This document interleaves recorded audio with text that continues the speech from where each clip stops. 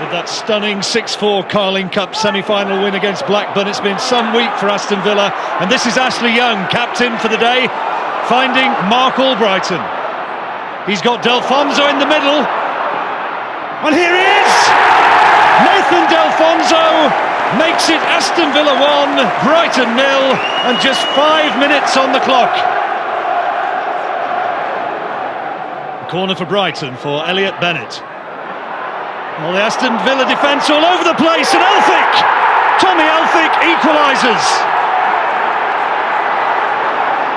This is Milner finding Stuart Downing.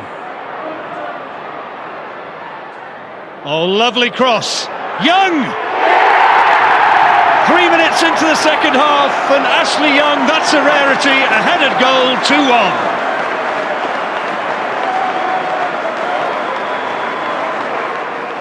This is Milner. Here's Delph, good save, fine save by Michel Kuipers. Martin O'Neill would love to see another goal. Here's Sidwell. Oh, good ball for Milner. Delph's making the run. Now can the youngster get his first goal for Aston Villa? He can! Fabian Delph slots it home. And it's 3-1 with 63 minutes played.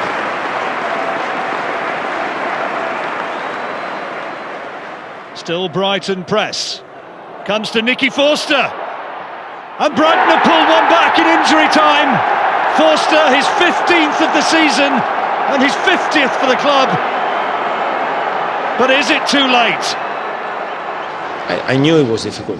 I knew it was difficult to cope for more than an hour with the same pace, with the strength of their position. You know, the players that they are not only quick, but they can sprint 20 times, and they don't have any problem because they are not only better technically, they are better physically. Every player on the pitch today was terrific.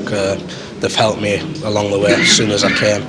There's been from the old ones to the young ones, so it's been great for me. Very, very pleased to be in the fifth round, and obviously pleased to be at Wembley.